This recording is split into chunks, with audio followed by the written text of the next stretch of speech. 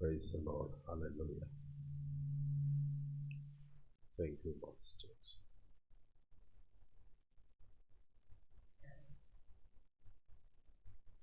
யோவான் எழுதின சுவிசேஷ புஸ்தகம் 5ஆம் அதிகாரத்தை எல்லாரும் நாம் எடுத்துக்கொள்வோம். அதற்கு முன்பதாக ஒரு வசனத்தை நாம் வாசிப்போம். மார்க்கு 9ஆம் அதிகாரம் 27வது வசனத்தை நாம் வாசிப்போம். மார்க்கு 9:27. இயேசு அவன் கையை பிடித்து அவனை தூக்கினார். உடனே அவன்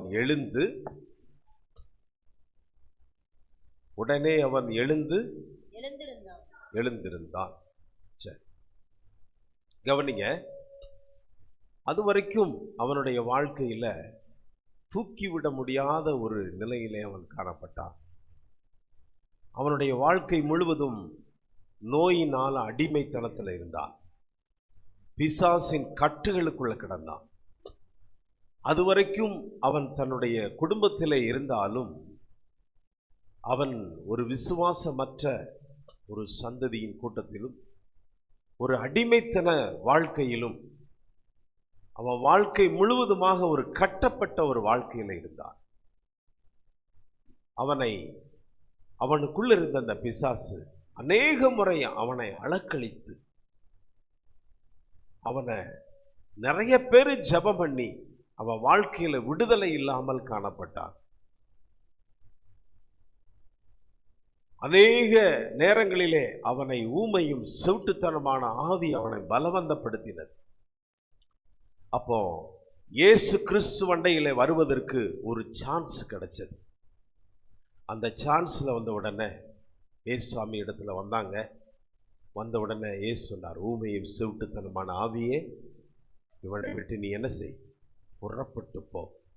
புறப்பட்டு போகும்போது இவனை ஒரு வழி பண்ணிட்டு போது இவனை அங்கலாய்த்து அழக்களித்து செத்த பணமாக கிடக்கிறான். கடைசியில்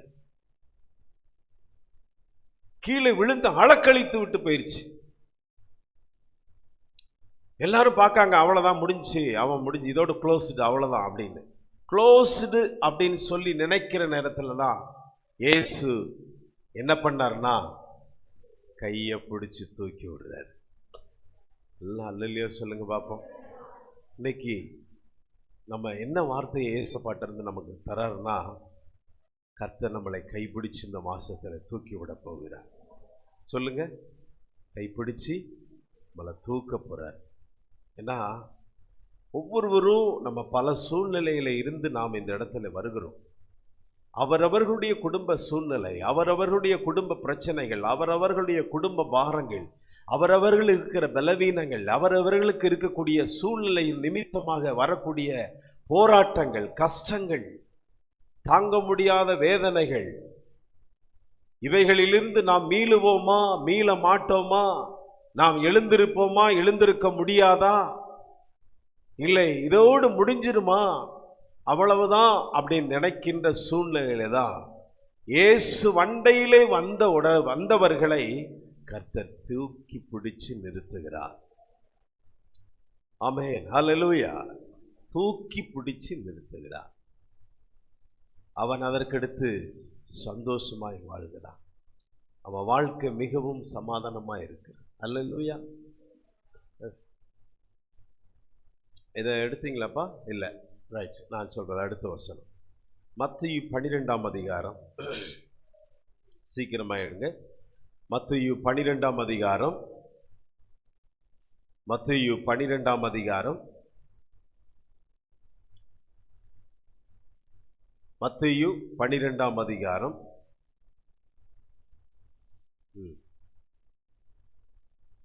11-12 முதலாவது 8வது வசனத்தை வாசிங்க. மனுஷகுமாரன் ஓய்வு நாளுக்கும் ஆண்டவராய் இருக்கிறார் என்றார். ஓய்வு நாளுக்கும் ஆண்டவராய் இருக்கிறார் என்றார். அவர் இல்லைங்க, கவனிங்க. 8வது வசனம்.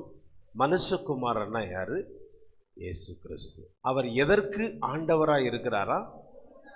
இப்ப சொல்லுங்க, இது எந்த நாள்? ஓய்வு நாள். அப்ப இந்த ஓய்வு நாள்ல ஆண்டவரை பார்க்க வந்திருக்கிறவங்க எத்தனை பேர்? இயேசுதான் அந்த ஆண்டவர். இயேசு தான் அந்த ஆண்டவர். 8வது வசனத்துல படிக்கிறோம், மனுஷகுமாரன், மத்தேயு 12:8 மனுஷகுமாரன் ஓய்வு நாளுக்கும் ஆண்டவராய் இருக்கிறார். ஓய்வு நாளுக்கும் ஆண்டவராய் ஆண்டவராய் இருக்கிறார். இருக்கிறார். கவனிங்க, ஓய்வு நாளில் வந்தவங்களுக்கு எல்லாருக்கும் கவனிங்களேன், பரிசுத்த ஓய்வு நாளில் நீங்க வந்து ஆண்டவரை பார்க்க வந்தாலே உங்களை ஆண்டவர் எந்த நிலைமையில விழுந்து கிடக்கிறீங்களோ, கஷ்டத்துல, கடன் பிரச்சனையில, பாரம் அவைகளிலிருந்து கர்த்தர் உங்களை தூக்கி விடுவதற்கு இந்த ஸ்தலத்திலே கர்த்தர் எப்பொழுதும் இருக்கிறார். அவர்தான் இந்த ஓய்வு நாளுக்கு ஆண்டவர். அல்லேலூயா. இந்த ஓய்வு நாளுக்கு ஆண்டவர். இப்போ அடுத்து 11வது வசனத்தை வாசிக்கிறோம். அதற்கு அவர் உங்களில் எந்த மனுஷனுக்காகிலும், உங்களுக்கு எந்த மனுஷனுக்காகிலும் ஒரு ஆடு இருந்து, பாருங்க, இங்க பாருங்க, முன்னாடி இங்க பாருங்க, வசனத்தையும் பார்க்கணும், முன்னாடி இருக்கிற டிவியையும் பார்க்கணும். அப்பனாத்தான் உங்களுக்கு புரியும். உங்களில் ஏதாவது ஒரு மனுஷனுக்கு ஒரு ஆடு இருந்து, அது ஓய்வு நாளில் குழியிலே விழுந்தால், அது ஓய்வு நாளில, அந்த நாட்கள் ஓய்வு நாள் என்பது சனிக்கிழமை. ஆனால் இயேசு கிறிஸ்து சிலுவையில் அறையப்பட்ட பின்பு, உயிர் தெழுந்த பின்பு அது ஓய்வு நாள். நமக்கு இன்னைக்கு ஞாயிற்றுக்கிழமை. அப்போ அந்த ஆட்டுக்குட்டி ஓய்வு நாளில் பழைய ஏற்பாடு முறைப்படி ஒரு குழியில விழுந்துருச்சுன்னா, அதை பிடித்து கவனிங்க, நல்லா கவனிங்க, பழைய ஏற்பாடை பொறுத்தளவுக்கு ஓய்வு நாளிலே சுகம் பெறக்கூடாது. பழைய ஏற்பாட்டில் ஓய்வு நாளில் என்ன பெறக்கூடாது? சட்டம்.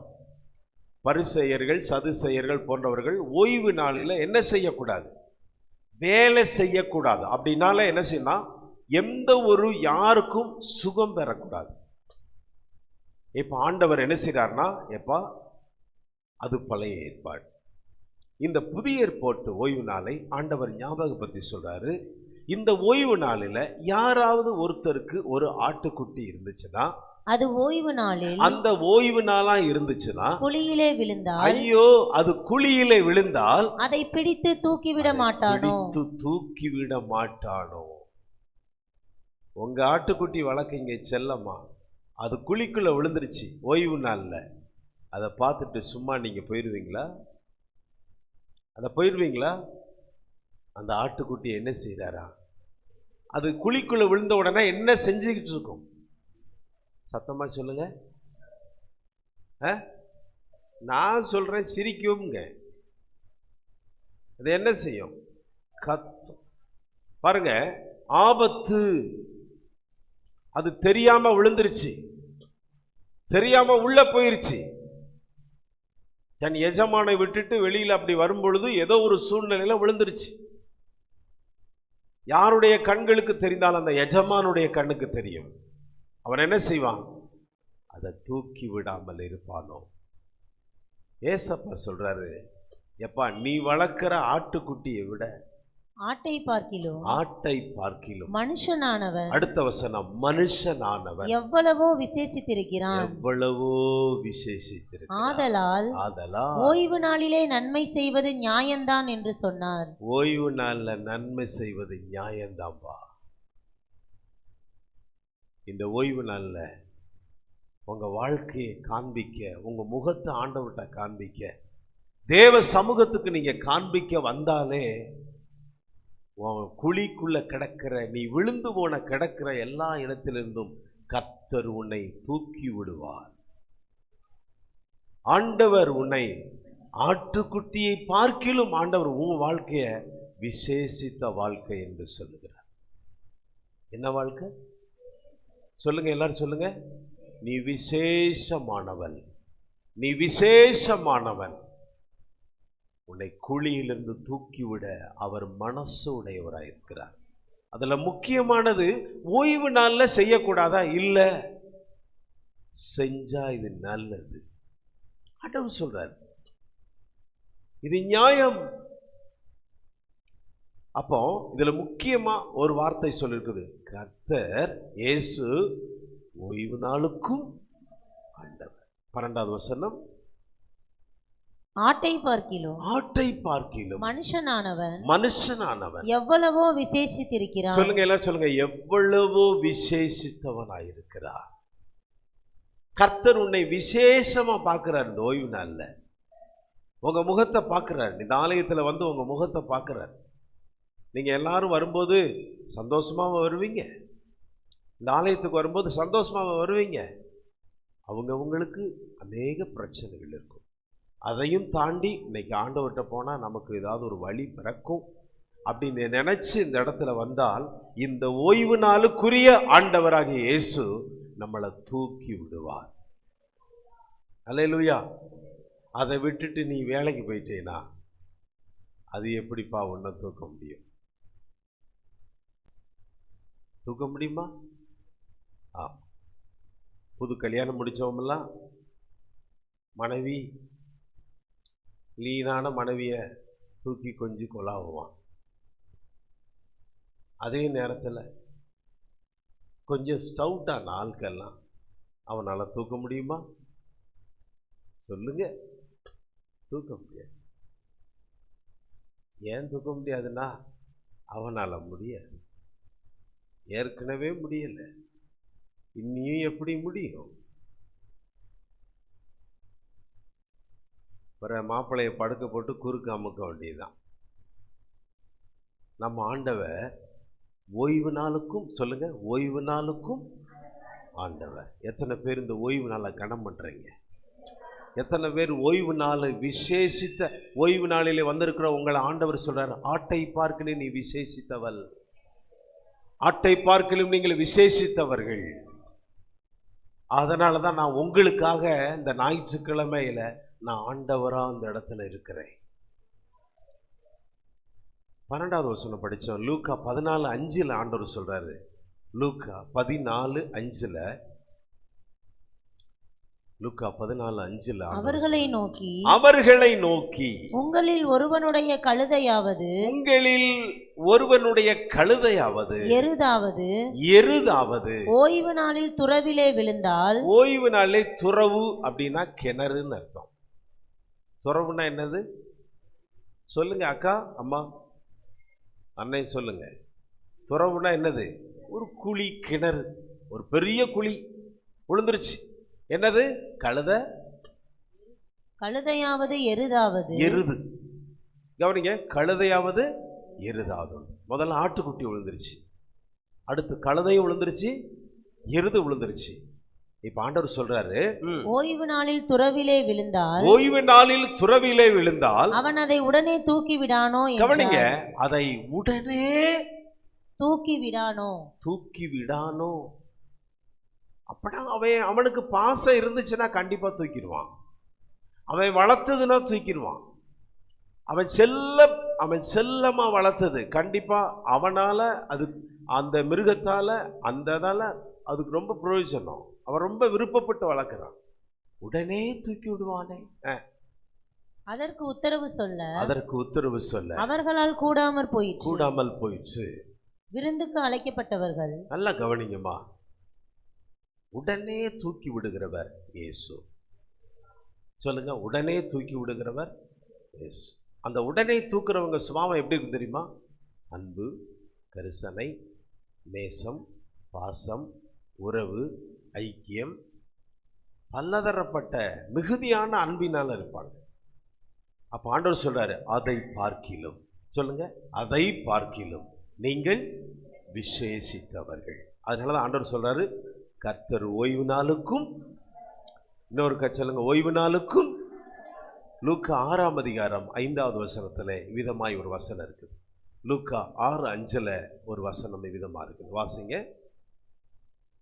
மேலும் மனுஷகுமாரன் ஓய்வு நாளுக்கும் ஆண்டவராய் இருக்கிறார் என்றார். எல்லாரும் சொல்லுங்க, மனுஷகுமாரன் ஓய்வு நாளுக்கும் ஆண்டவராய் இருக்கிறார் என்றார்.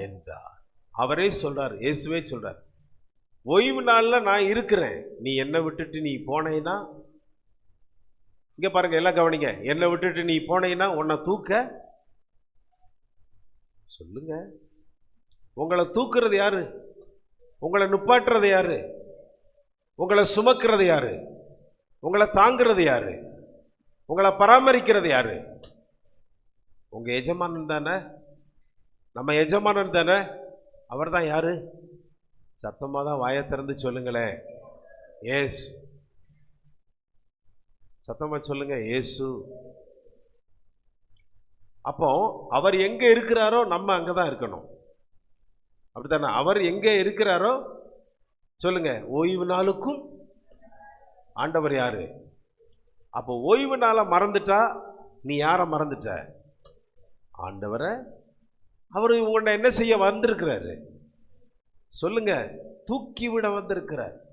உன் கடன் பிரச்சனை மாறணுமா, உன்னை தூக்கணுமா, கண்டிப்பா நீ வந்து தேடுங்க அவர். உங்க குடும்பத்தில் உள்ள வியாதிகள் மாறணுமா, அவரை தேடுங்க, அவர் தூக்கி விடுவார். உங்க கஷ்டம், உங்க நஷ்டம், உங்க பாடு, உபத்திரவம் தூக்குவாரா? நம்பி வருவீங்களா? ஆமா, ஓய்வு நாளுக்கும் அவர் தூக்கி விடுகிற ஒரே ஒரு கர்த்தர். பாக்கியவானை தேடி ஆண்டவர் நம்மளை பாக்கியவான் என்று சொல்லுகிறார். தூக்கி விடுவானே, கைப்பிடிச்சு தூக்குறார். நிச்சயமா ஆண்டவர் என்னை தூக்குவாரு, என்னை தூக்கி இருக்கிறாரு, இன்னியும் என்னை தூக்குவார் அப்படின்னு சொல்றவங்க மாத்திரம் ஒரு அல்லேலூயா சொல்லுங்க. ஆமென். ரைட், பிரைஸ் எல்லாம். ஒரு பெரிய யானை விழுந்துருச்சு. அந்த யானையை போய், எம்மா வாமா ஒரு ஹெல்ப் பண்ணு, இதை தூக்கி விடு அப்படின்னா உங்களால தூக்க முடியுமா? தூக்க முடியுமா? தூக்க. நான் சொல்றேன், கடுகளவு விசுவாசம் இருந்தால் இந்த மலையை பார்த்து நீ என்ன செய், பெயர்ந்து போனா அது இல்லாம போயிருமா. அந்த விசுவாசத்தை யானையை பக்கத்துல போயிட்டு, யானையை நீ எழுந்திருந்தா எழுந்திருக்க முடியுமா? எழுந்து நிற்குமா? யாரு யானை யாரு தூக்கி விடுறதுன்னு தெரியல இப்போதைக்கு. சரி விடுங்க. இப்ப கவனிங்க, ஆண்டவர் நம்மளை தூக்கி விடுகிறவர். இதை மறந்து போக வேண்டாம். இப்போ யோவான் 5ஆம் அதிகாரத்துல ஒரு சம்பவத்தை பார்க்கிறோம்.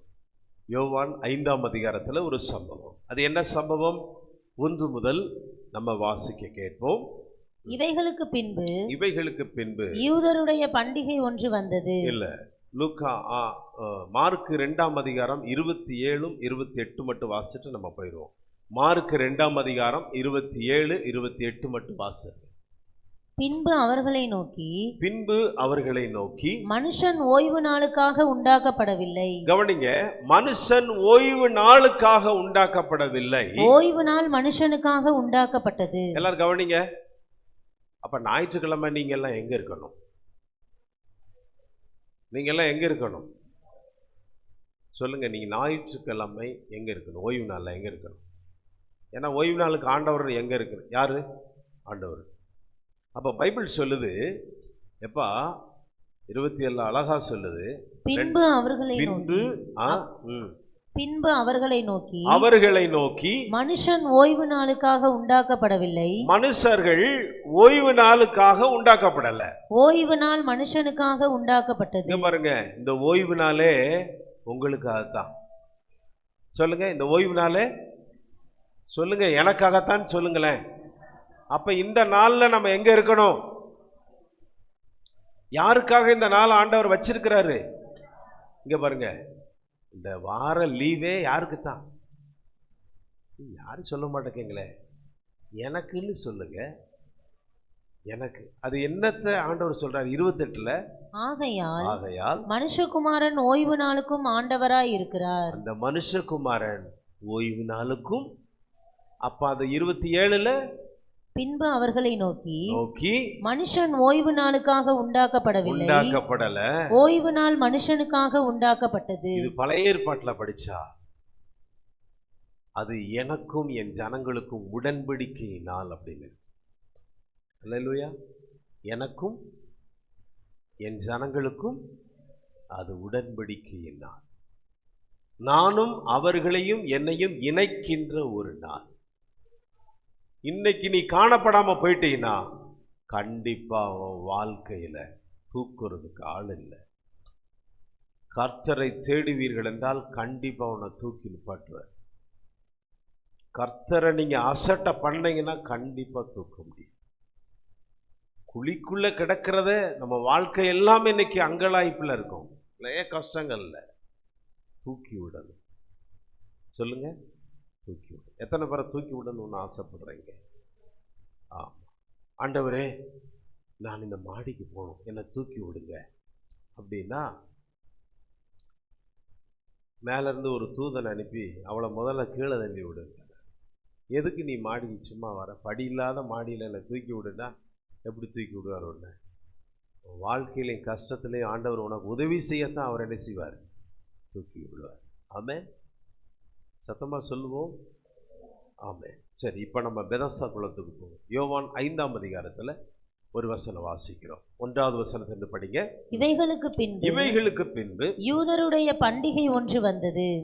அப்பொழுது இயேசு எருசலேமுக்கு போனார். இங்க பாருங்க எவ்வளவு கூட்டம்னு. கூட்டத்துல நடுவுல ஏசப்பா போறார், அப்படியே போறார் பாருங்க, சிக்கி சிக்கி சிக்கி சிக்குன்னு போயிட்டு இருக்காரு. எபிரேய பாஷையில பெதஸ்தா எனப்பட்ட ஒரு குளம். நெகேமியாவின் புஸ்தகத்தை நீங்க படிச்சீங்கன்னா தெரியும், 12 வாசல் எருசலேமை சுற்றில் இருக்கும். இந்த எருசலேமுடைய மதில் சுவர்ல எத்தனை வாசலுங்க? 12 வாசல்ல. அந்த 12 வாசல்ல ஆட்டு வாசல் அப்படின்னு ஒன்று இருக்கும், ஒரு வாசல். அந்த வாசலுக்கு பக்கத்துல தான் இந்த பெதஸ்தா குளம் இருந்துச்சு. அந்த வாசலுக்கு பக்கத்துல தான் பெதஸ்தா குளம். நெகேமியாவினுடைய புஸ்தகத்தை படிச்சீங்கன்னா எருசலேமை சுற்றிலும் 12 வாசல் இருக்கும். அந்த 12 வாசல்ல ஆட்டு வாசல், மீன் வாசல், குதிரை வாசல், பென்னிமீன் வாசல், இப்படி ஒவ்வொரு வாசலும் நிறைய இருக்கும். குப்பை மேட்டு வாசல், இப்படியெல்லாம் நிறைய வாசல் இருக்கும். அந்த வாசல்ல ஆட்டு வாசல் பக்கத்துல தான் ஒரு பெதஸ்தா குளம் ஒன்று இருந்துச்சு. அந்த பெதஸ்தா குளத்துல இந்த பாருங்க இப்படி ஒரு குளம் இருந்துச்சு. இந்த பெதஸ்தா குளத்துல சுற்றிலும் வியாதியஸ்தர்கள் சூழ்ந்திருப்பாங்க. வாசிங்க வசனத்தை. எபிரேய பாஷையிலே பெதஸ்தா என்னப்பட்ட ஒரு குளம். பெதஸ்தா என்ற ஒரு குளம் எருசலேமின் ஆட்டு வாசலின் அருகே. என்ற குளம் அப்படின்னு எபிரேய பாஷையில இரக்கத்தின் வீடு. ஆனால் எந்த வாசல்? ஆட்டு வாசல். அந்த ஆட்டு வாசல் அந்த குளத்துக்கு, பெதஸ்தா குளத்துக்கு இரக்கத்தின் வீடு. சொல்லுங்க, இங்க பாருங்க, இப்ப எந்த வாசல்ல இரக்கம்? ஆட்டு வாசல். இயேசு நமக்காக வந்த வாசல். அல்லேலூயா. சரி, அப்ப அந்த ஆட்டு வாசல்ல ஒரு பெதஸ்தா குளம். அதுல சுற்றிலுமாக இங்க பாருங்க, வியாபாரம் பண்றவன், பெரிய பெரிய பணக்காரன் வந்து உட்காரல, பெரிய பெரிய ஒரு ஆடம்பரமாக இருக்கக்கூடிய உல்லாசமான இடமும் அல்ல. அந்த பெதஸ்தா குளத்துல இருக்கிறவங்கெல்லாம் யார் தான்? யாரெல்லாம் இருந்தாங்க? படிங்க. அவைகளிலே குருடர், படிங்க, பார்வை இல்லாதவர்கள், சப்பானிகள், நடக்க முடியாதவர்கள், சூம்பின உறுப்புடையவர்கள். இங்க பாருங்க, சூம்பின உறுப்புடையவர்கள், கை, காலு, உடம்பு, கண்ணு, தலை, இப்படி எல்லாம் சூம்பி போய் இருக்கும் உடம்பு, கொடூரமான நிலையில, சிக் பேஷண்ட், முதலான வியாதிக்காரர் அநேகர் படுத்திருந்து. இங்க பாருங்க, வியாதிக்காரர் காமனான வார்த்தை சொல்லிருக்கு. எல்லா வியாதிக்காரர்கள் எல்லாரும் என்ன செய்யறாங்க? படுத்திருக்காங்க. இங்க பாருங்க, எதுக்கு ஏன் இந்த குளத்தை சுத்தி படுத்திருக்கணும்? ஏன் இந்த குளத்தை சுத்தி படுத்திருக்கணும்? வாசிங்க. தண்ணீர் எப்போது கலங்கும். இந்த தண்ணீர்ல எல்லாம் பாருங்க, ஒரு ஆளு காலை தூக்கி வச்சுட்டு ரெடியா நிக்க. ஒருத்தர் பாருங்க கை கால் நடக்க மாட்டாம என்னென்னமோ கட்டி இருக்கிறார். ஒருத்தர் 38 வருஷமா கிடக்கிறார். ஒவ்வொரு ஆளும் ஒவ்வொரு வாசல்ல ரெடியா இருக்காங்க. ஒருத்தன் தண்ணிக்குள்ள ரெடியா கால் வைக்க போறான். எதுக்கு அந்த குளத்தை சுத்தி இருக்கிறாங்க? வாசிங்க. தண்ணீர் எப்பொழுது கலங்கும் என்று காத்து கொண்டிருப்பார்கள். என்னையா தண்ணி எப்படி ஆட்டோமேட்டிக்கலா கலங்கும்? எப்படி கலங்கும் அப்படின்னா, அன்றைக்கு ஒன்று இருந்தது. ஏனெனில் சில சமயங்களிலே, இங்க பாருங்க, இந்த டைமிங் எல்லாம் கிடையாது. இந்த பெதஸ்தா குளத்துல சில காலையில 6 மணிக்கு தூதன் வருவாரு, அடுத்து 7 மணிக்கு தான் வருவாரு, அடுத்து 8 மணிக்கு தான் வரும், அடுத்து 10:30க்கு தான் வரும்லாம் கணக்கு கிடையாது. சில சமயங்களில் சொல்லுங்க, சில சமயங்களில், சில நேரம் தான், அந்த டைமிங் எல்லாம் கிடையாது. எப்போ அதெல்லாம் என்ன தெரியுமா? ஆயத்தம். சொல்லுங்க, சொல்லுங்களேன். ஆயத்தம், ஆயத்தம். எப்போ தூதன் வருவாரு, எப்ப அந்த குளத்தை கலக்குவாரு அப்படிங்கிற, ஆமா, எல்லாரும் ரெடியா ஆயத்தமா இருக்கு. இங்க பாருங்க, ரெடியா ஒவ்வொருத்தன் படுத்து கிடக்கான். அந்த தூதை திடீர்னு வருவாரு, அந்த குளத்தை கட்ட கட்ட கட்ட கட்டன்னு ஒரு கலக்குவாரு. அதுல ஃபர்ஸ்ட் யாரு போய் கை வைக்கிறாங்களோ அவங்களுக்கு தான் அந்த வியாதி என்ன செய்யும். வியாதிக்காரனை யார் போவாங்க? அவன் கிடக்கிறான், பல வருஷமா கிடக்கிறான். அதுல கூடுன வருஷம் உள்ள ஒருத்தர் இருக்கிறார், 38 வருஷம். எத்தனை வருஷம் சொல்லுங்க, எத்தனை வருஷம்? 38 வருஷம், 30 years old. படிங்க. ஏனெனில் சில சமயங்களிலே தேவதூதன் ஒருவன் அந்த குளத்தில் இறங்கி தண்ணீரை கலக்குவான். தண்ணீர் கலங்கின பின்பு யார் முந்தி அதில் இறங்குவானோ, பாருங்க, 100 பேர் இருந்தாலும் யாரு முந்தி இறங்குறானோ அவன் எப்பேற்பட்ட வியாதியஸ்தனா இருந்தாலும், எப்படிப்பட்ட வியாதியா இருந்தாலும் சொஸ்தமாவான். இங்க பாருங்க, அவன்கிட்ட முந்தி போறதுக்கு பலன் இருக்கணும், கொஞ்சமாவது ஒரு பலன் இருக்கணும், தைரியம் இருக்கணும், போகிறதுக்கு எழுந்துச்சு நடக்கிறதுக்கு இருக்கணும். அவன்தான் போய் என்ன செய்ய முடியும்? ஃபர்ஸ்ட் போய் சுகமாக முடியும். மீதி உள்ளவங்கெல்லாம் எங்க தான் கிடக்கிறான்? இந்த ஒருத்தர் கிடக்காரு பாருங்க படுத்து, இவரை யாரு தூக்க? எத்தனை வருஷம் ஆச்சு? படிங்க இப்போ. 38 வருஷம். 38 வருஷம் வியாதி கொண்டிருந்த ஒரு மனுஷன் அங்கே இருந்தான். படுத்திருந்த அவனை இயேசு கண்டு, இங்க பாருங்க, அந்த குளத்துக்கு இயேசு விசிட்டிங் வரார், மனுஷகுமாரன் வரார். அந்த குளத்துக்கு யார் வரா? ஏசப்பா வரார். வந்து பார்க்கிறார், எல்லாரும் வியாதிஸ்தல் இருக்கிறாங்க. தூதர்களும் வந்துட்டு போறாங்க. ஒரு சில பேர் சுகமாகறாங்க, சில பேர் வருஷ கணக்கில் கிடக்கிறான். அதுல ஹைமோஸ்ட், அதாவது என்ன சொல்றதுன்னா, அதிகமான இயர்ஸ், அதிகமான வருஷங்களை கொண்ட ஒரு மனுஷன் கிடக்கிறார். இப்ப நேரம் ஏசப்பா நேரம் அவன்கிட்ட தான் போறார். போய் என்ன கேட்கிறார்? படுத்திருந்த அவனை இயேசு கண்டு, அவன் வெகு காலமாய் வியாதியஸ்தன் என்று அறிந்து, பாருங்க, வெகு காலமாய் வியாதியஸ்தன் என்று அவருக்கு என்ன செய்யறது? தெரியும். இங்க பாருங்க, என்ன தெரியுது? அவருக்கு தெரிந்து அவனை நோக்கி சொஸ்தமாக வேண்டும் என்று விரும்புகிறாயா என்று கேட்டார். நீ சொஸ்தமாக வேண்டும் என்று நீ விரும்புறியாப்பா? உனக்கு சுகம் வேணுமா? உனக்கு இந்த 38 வருஷத்துல விடுதலை வேணுமா அப்படின்னு கேட்கிறாரு. அதற்கு வியாதியஸ்தன் சொல்றாரு, ஆண்டவரே, தண்ணீர் கலக்கப்படும் போது என்னை குளத்தில் கொண்டு போய் விடுகிறதற்கு ஒருவரும் இல்லை. குளத்துல கொஞ்சம் ஹெல்ப் பண்றதுக்கு யாருமே இல்லை. நான் போகிறதற்குள்ளே ஒரு ஆதரவற்றவனோ, என்னை தூக்கி விடவோ, என்னை கேட்பாரோ, என்ன யாருமே இல்லையா? எனக்குன்னு ஒரு ஹெல்ப் பண்றதுக்கு யாரும் இல்லை. அடுத்து வாசிங்கப்பா. நான் போகிறதற்குள்ளே வேறொருவன் எனக்கு முந்தி இறங்கி விடுகிறான். வேறொருத்தன் போயிடுறான் என்றான். இயேசு அவனை நோக்கி எழுந்து உன் படுக்கையை எடுத்துக்கொண்டு நட என்றார். ஒருத்தர் கூட ஒரு அல்லேலூயா சொல்லலையே. இன்னியும் கதை சொல்லுவாரு, இன்னியும் கொஞ்சம் நம்ம கேட்டுக்கிட்டே இருக்கலாம். இன்னியும் கொஞ்சம் நல்ல கதை சொல்லுவாரு. இது கதையா? ஏமா இது கதையா? நல்ல எங்க பாஸ்டர் படம் போட்டு விளக்கம் சொல்லுவாரா? எங்களுக்கு அப்படியே நல்லா இருக்கும். அந்த ஃபேன் காத்து ஓட 2 நாள் வர மழை நல்ல குளிர்ச்சியா இருக்கா, இதமா இருக்கு. ஆமா,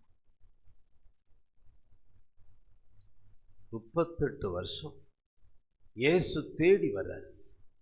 வந்து என்ன செய்யறாரு? வாண்டடா கேட்கிறாரு, நீ சுகம் பெறணுமா மகனே? நீ சுகம் பெறணுமா? ஒண்ணு வேண்டாம், அங்க போய் குளத்துல தூக்கி போட்டு நீ அவன் வந்த உடனே நான் உனக்கு ஹெல்ப் பண்ணல, நானே உன் பரியாரியாகிய கர்த்தர் அப்படின்னு தூக்கி விடுறாரு பாருங்களேன். நீ எழுந்து நட. எல்லாரும் ஒரு அல்லேலூயா சொல்லுங்க. பல வருஷமா 38 வருஷமா இந்த சபையில நிறைய படுத்து கிடக்கு. இந்த சபையில நிறைய படுத்து கிடக்கு. நீ எப்ப ரட்சிக்கப்பட்ட? நான் பார்த்தீங்கன்னா அப்பா 15 வருஷத்துக்கு மேல இருக்கும். அவர் பாச சர்ச்சை கட்டுறதுக்கு முன்னாடி, கூரை போடுறதுக்கு முன்னாடி, இந்த இடத்த வாங்குறதுக்கு முன்னாடி, நாங்க டெண்டை போட்டு தூக்குறதுக்கு முன்னாடி, அப்பா பரவாயில்லக்கா, எத்தனை வருஷமா பிரதர் இருந்திருக்காரு, எப்படி எல்லாம் பாருங்களேன். 38 வருஷம். விளங்காத கேஸ். இதை வச்சு ஒரு பிரயோஜனம் இல்லை. எங்க கிடக்கு? எங்க கிடக்கு? மண்டபத்துக்குள்ள கிடக்கு. இன்னைக்கு தான் மண்டபத்தில் ஆண்டவர் தூக்கி கொண்டு வந்து வச்சிருக்காரு தேவபிச்சானல. பல வருஷமா ஆச்சு பாவம். அவர் எங்கே காணப்படாமல் போனார். சரி, ரொம்ப சந்தோஷம். அவர் வந்ததுக்கு நன்றி. இப்போ கவனிங்க, 38 வருஷமா கர்த்தருடைய பிள்ளைகளே தூக்கி விடுறதுக்கு ஆள் இல்லை, அங்கலாய்த்து அலைகிறார். இயேசு வந்தார், ஒரு செகண்ட்ல தூக்கி விட்டார். இப்ப சொல்லுங்க, ஆண்டவரே, என் வாழ்க்கையை தூக்கி எழுப்புவதற்கு உங்களுக்கு எவ்வளவு நேரம் ஆகும்? எவ்வளவு நிமிஷம் ஆகும்? எத்தனை சோர்ஸ் இருந்தாலும் தூக்கி விடுறதுக்கு எத்தனையோ பேர் ஹெல்ப் பண்றதுக்கு இருந்தாலும் பெதஸ்தா குளத்துக்கு அன்னைக்கு மூடு விழா போட்டார் ஏசப்பா. போதும்பா, இதை நம்பாதீங்க. இங்க பாருங்க, இதை அவன் சமயம் பார்த்து தான் வருவான். எப்போ வர்றான்னு சொல்லு, தேவ கட்டளையை பெற்று தான் வருவான். நான் எப்பொழுதும் உங்களோடு இருக்கிறேன். அல்லேலூயா சொல்லுங்க. நான் எப்பொழுதும் சொல்லுங்க, நான் உங்களோடவே இருக்கிறேன். உங்களோடவே இருக்கிறேன். அவர் தான் உங்களை தேடி வந்திருக்கிறார். அவர் உங்களை தேடி வந்து கை தூக்குறவரை விட்டுட்டீங்கன்னா, அவர் தேடி வந்து உன்னை விசாரிக்கிறவர், உன்னை விசாரித்து உன் மேல கரிசனையுடைய ஆண்டவர், அவருக்கு செவி சாய்க்கிற பிள்ளைகளுக்கு நிச்சயமாய் உடனே அவன் எழுந்து நடக்கிறான். அன்றையோடு பெதஸ்தாவுக்கு ஒரு பெரிய பரவாயில்ல, எல்லாம் போங்கப்பா. இப்போ இதை பார்த்த உடனே அந்த பெதஸ்தா குளத்தில் இருக்கிற எல்லாருக்கும் சுகம் பெற்றிருப்பாங்களா? சுகம் பெற்றிருக்க மாட்டாங்க. யாருக்குமே விசுவாசம் இல்லையா? அந்த 38 வருஷத்தவே பார்த்து முடிச்சு விட்டாரு. அந்த 1 வருஷ கடன், 2 வருஷ கடன், 4 வருஷம், 5 வருஷம், 10 வருஷம், இழுபறி கேஸு, அது முடியலை, மஞ்சள் நோட்டீஸு, இதெல்லாம். Praise the lord. அல்லேலூயா. ஆமாம், பரவாயில்லையே, நல்லா இருக்கேன் இன்னைக்கு. Praise the lord. நம்மளை தூக்கிடுவார். தூக்கிடுவாரா? தூக்கிடுவார். Price the Lord. கண்டிப்பாக தூக்குவார். நல்லா கவனிங்க. ஆண்டவர் சொல்றாரு, அன்னைக்கு தான் 38 வருஷம்ல நினைக்கிறேன், அப்பா உங்களை விசுவாசிக்கிறேன்பா. இவ்வளவு பெரிய தேவன், பெதஸ்தா குளத்தை உருவாக்கினவரே இப்ப என்ன செஞ்சிட்டாரு? பக்கத்துல வந்துட்டார். அப்ப தேவன் தூக்குகிறவர். அதுக்கு என்ன வீடுன்னு சொன்னவங்களுக்கு சொல்லுங்க, இரக்கத்தின் வீடு. அப்ப இயேசு இரக்கம் உள்ளவர். அவர் எப்படிப்பட்டவர்? இரக்கம் உள்ளவர். அவர் வந்து தூக்கி விடுகிறார். அடுத்த ஒரு வசனத்தை படிக்கிறோம். தானியேலின் புஸ்தகம், தானியேல் புஸ்தகம் 6ஆம் அதிகாரம் 19 - 23 வரைக்கும் வாசிங்க. தானியேலின் புஸ்தகம் 6ஆம் அதிகாரம் 19 - 23 வரைக்கும். காலமே கிழக்கு வெளுக்கும் போது ராஜா எழுந்திருந்து சிங்கங்களின் கெபிக்கு தீவிரமாய் போனான். ராஜா கெபியின் கிட்ட வந்த பொழுது துயர சத்தமாய் தானியேலை கூப்பிட்டு, தானியேலே, ஜீவனுள்ள தேவனுடைய தாசனே, நீ இடைவிடாமல் ஆராதிக்கிற உன் தேவன் உன்னை சிங்கங்களுக்கு தப்புவிக்க வல்லவராய் இருந்தாரா? Price the Lord. எத்தனை பேர் ஆண்டவரை ஆராதிக்கிறீங்க? எத்தனை பேர் ஆண்டவரை துதிக்கிறீங்க? எத்தனை பேர் வேதத்தை நேசிக்கிறீங்க? எத்தனை பேர் இயேசுவின் மேல அன்பா இருக்கிறீங்க? எத்தனை பேர் யெகோவா தேவன் மேல நம்பிக்கையுடையவர்களா இருக்கிறீங்க? எத்தனை பேர் அவருடைய நாமத்தை மகிமைப்படுத்துறீங்க? எத்தனை பேர் அவர் என்னை கைவிட மாட்டார் என்று நம்புறீங்க? எத்தனை பேர் என்னுடைய வாழ்க்கையில கர்த்தர் எனக்கு துணையா இருக்கிறார் என்று நம்புறீங்க? எத்தனை பேர் எனக்காக யாவையும் செய்வார் என்று நம்புறீங்க? அவங்க எல்லாருடைய வாழ்க்கையிலும் பிரச்சனை வரும். துதிக்கிற மனுஷனுக்கு பிரச்சனை, பைபிள் படிக்கிற மனுஷனுக்கு பிரச்சனை வரும். ஜெபிக்கிற மனுஷனுக்கு என்ன சத்தமே வர மாட்டேங்குது. எப்ப பிரச்சனை வரும் தெரியுமா? ஆமா, கார்கில் போற மாதிரி வீட்டில் 2 பேருக்கு ஒரு சண்டை வரும். அப்பதான் சத்தம் பலமா வரும். இங்க அல்லேலூயா சத்தமே சொல்லுங்க. நம்ம கூட்டத்துக்கு பேரே ஒரு மற்ற மக்கள் தலைப்பு வச்சிருக்காங்க. என்ன கூட்டம்? அல்லேலூயா. ஏன் அல்லேலூயா கூட்டத்தில் போய் சேர்ந்திருக்க? வழங்காதவளே, அல்லேலூயா கூட்டத்தில் போய் சேர்ந்திருக்க? அங்கே போய் சேர்ந்திருக்க. ஏன் அல்லேலூயா கூட்டம் இது வல்லமை உள்ள கூட்டம். அல்லேலூயா. இது ஒரு மகத்துவமான கூட்டம். இது ஒரு மாட்சிமை நிறைந்த ஒரு கூட்டம். ஆமென், ஆமென். இப்போ வாசிக்கிற அந்த வசனத்தில் பார்க்கிறோம், தானியேலை குறித்து படிக்கிறோம். தானியேல் என்ன பண்றாருன்னா, இங்க பாருங்க, அவரை சிங்கக்கபியில போடுறாங்க. சிங்கக்கபியில போடுகிற அந்த ராஜாவிட்ட உத்தரவு வாங்கி என்ன செய்யறாங்க? போடுறாங்க. ஆனால் அந்த ராஜாவுக்கும் தானியேலுக்கும் அவ்வளவு ஒரு ஃப்ரெண்ட்ஷிப், அவ்வளவு ஒரு க்ளோஸ். இப்போ ராஜாவே இப்படி ஆகிப்போச்சு அப்படின்ட்டு நேராக காலையில் எழுந்திரிச்சு சிங்கக்கபிக்கு நேராக போகிறார். போயிட்டு சிங்கக்கபிக்குள்ளே போட்டாச்சே அப்படின்னு அங்கே பார்த்தா, இங்கே பாருங்க, சிங்கம் நடுவில் கம்பீரமாக, அந்த சிங்கத்துக்கு முன்னாடி இந்த சிங்கம் கம்பீரமாக உட்காந்துருக்கு. பாருங்க எப்படி உட்காந்துருக்காரு. அங்கே போய் உட்காந்தாலும் சம்மணங்கால் போட்டு உட்காரல உங்களை மாதிரி. அதில் விவரமாக இருப்பார். நீங்கள் மட்டும் சமம் பண்ணும்போதும் 4 இட்லி சாப்பிட்ற மாதிரி அப்படித்தானே? அங்கே பாருங்க, செபிக்கிற மனுஷனை பாருங்க, எப்போதும் அந்த முழங்கால். சரி, அங்க போட்டு ராஜா பார்த்து கேட்கிறார் தானியேலை. படிங்க. தானியேலே, ஜீவனுள்ள தேவனுடைய தாசனே, நீ இடைவிடாமல் ஆராதிக்கிற உன் தேவன் உன்னை சிங்கங்களுக்கு தப்புவிக்க வல்லவராய் இருந்தாரா என்று தானியேலை கேட்டான். அப்பொழுது தானியேல், ராஜாவே, நீர் என்றும் வாழ்க, என்றும் வாழ்க. சிங்கங்கள் என்னை சேதப்படுத்தாதபடிக்கு தேவன் தம்முடைய தூதனை அனுப்பி. பின்னாடி யார் நிக்கா? யார் நிக்கா? சரி, இங்க பாருங்க, சிங்கத்துக்குள்ள போட்டாலும் அங்க ஆண்டவர் ஒரு தூதனை அனுப்பி சிங்கத்தின் வாயை அடக்க வச்சு திருப்பி அந்த சிங்கக்கபியிலிருந்து இங்க பாருங்க ஆண்டவரே தூக்கி. இப்ப இங்க பாருங்க, சிங்கம் எல்லாம் என்ன போட்டிருக்கு? மாஸ்க் போட்டிருக்கு. அது நல்லா கவனிக்கலையா? எதுக்கு? வைரஸ் கிருமி ரொம்ப தாக்கிறோம்ல, அதனால சிங்கம் எல்லாம் என்ன போட்டிருக்கு? மாஸ்க் போட்டிருக்கு. நீ ஆனா ஒருத்தர் மாசா உட்காந்துருக்காரு பாருங்க. நீ எல்லாம் மாஸ்க் போடு, நான் மாசா உட்காந்துருக்கேன். அல்லையா தான் சொல்லுங்களேன். ஆமா, நம்ம ஆளுங்க கவனிக்கிறது இல்லைங்கிறது. சிங்கம் என்ன மூடி இருக்கே அதெல்லாம் கவனிக்கிறது இல்லை. அப்போ யார் கட்டி போட்டது? பின்னாடி ஒருத்தர் நிற்கார் பாருங்க, தூதர். ஜம்முன்னு அப்படி அழகா, பாஸ்டர், நான் படுக்கும் போதும் எந்திரிக்கும் போதும் திடீர்னு தூங்கும் போதும் கருப்பு கருப்பா தெரியுது. நீ ஜெபம் பண்ணலனா கருப்பு தான் வரும். நீ ஜெபிச்சைனா உன் பின்னாடி யார் நிற்பா? தூதர்கள் நிற்பா. அல்லேலூயா. சத்தமாக தான் சொல்லுங்க. அல்லேலூயா. Praise the lord. அப்போ பாருங்க, சிங்கங்கள் உன்னை சேதப்படுத்த அவர் சொல்றாரு. என்ன சொல்றாரு? சிங்கங்கள் தேவன் தம்முடைய தூதனை அனுப்பி அவைகளின் வாயை கட்டி போட்டார். அதேனென்றால் அவருக்கு முன்பாக நான் குற்றமற்றவனாய் காணப்பட்டேன். அவர் என்ன சொல்றாருன்னா, என் வாழ்க்கை குற்றமற்ற வாழ்க்கை.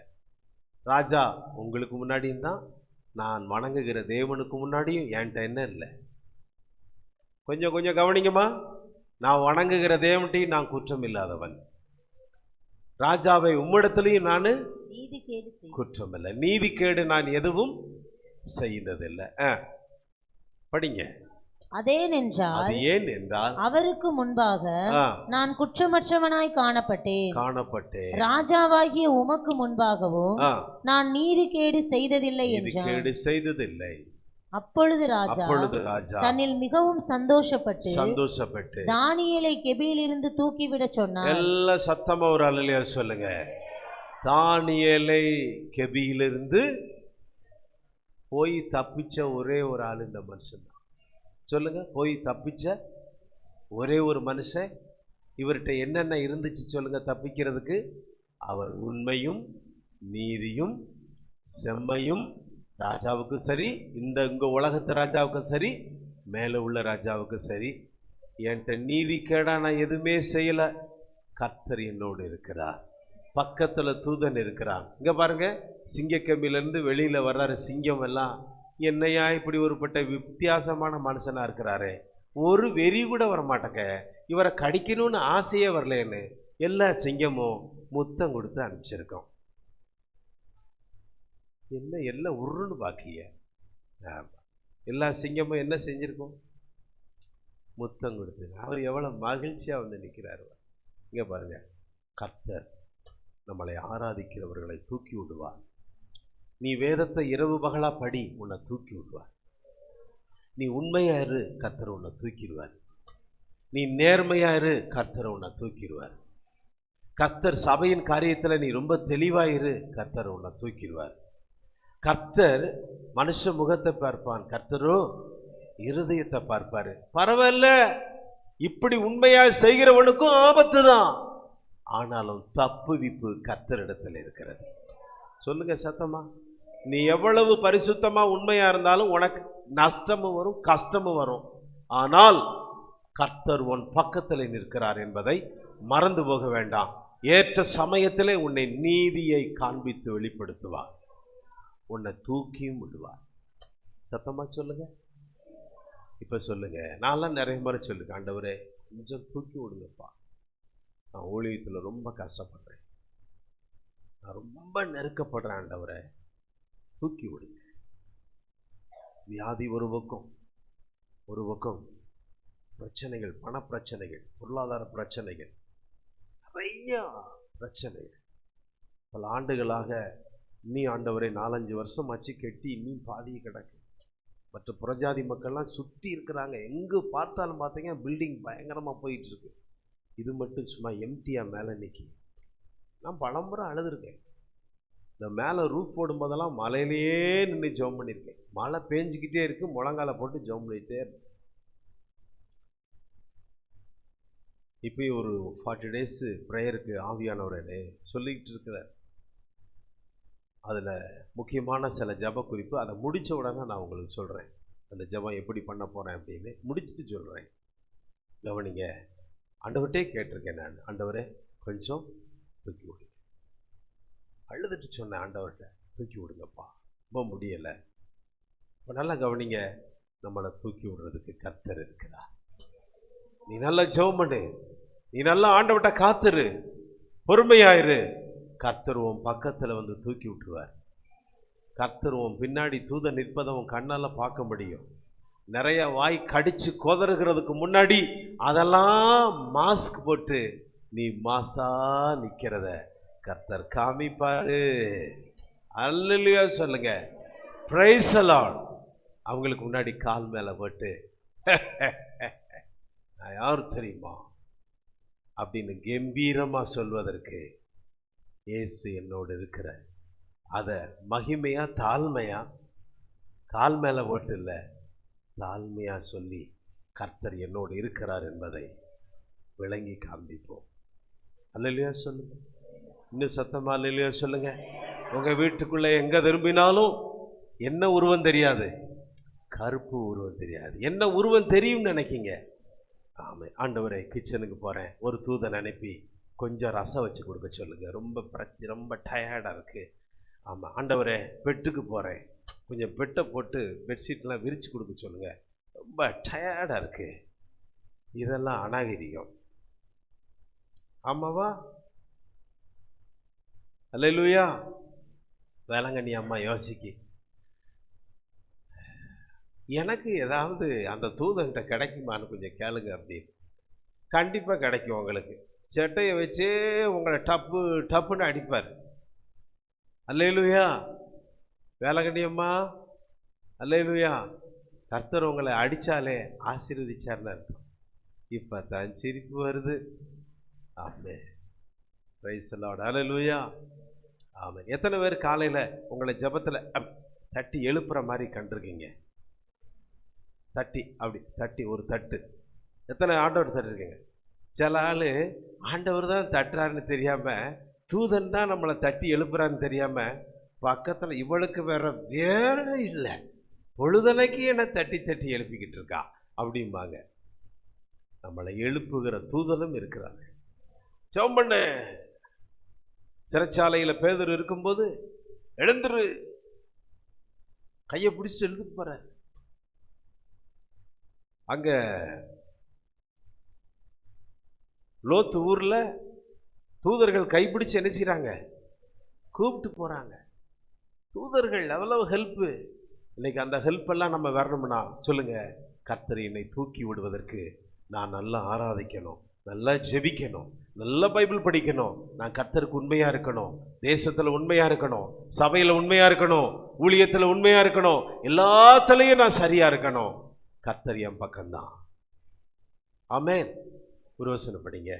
தானியேலின் புஸ்தகம் 3ஆம் அதிகாரம் 25, 26 படிக்கிறோம். படிங்க. அதற்கு அவன் இதோ 4 பேர் விடுதலையாய் அக்கினியில் நடுவிலே உலாவுகிறதை காண்கிறேன். அவர்களுக்கு ஒரு சேதமும் இல்லை. அவர்களுக்கு ஒரு சேதமும் இல்லை. 4ஆம் ஆளின் சாயல் தேவபுத்திரனுக்கு ஒப்பாயிருக்கிறது என்றான். யாருக்கு? தேவ புத்திரருக்கு ஒப்பானவராய் இருக்கிறார். ராஜா அங்கிருந்து பார்க்கிறார்.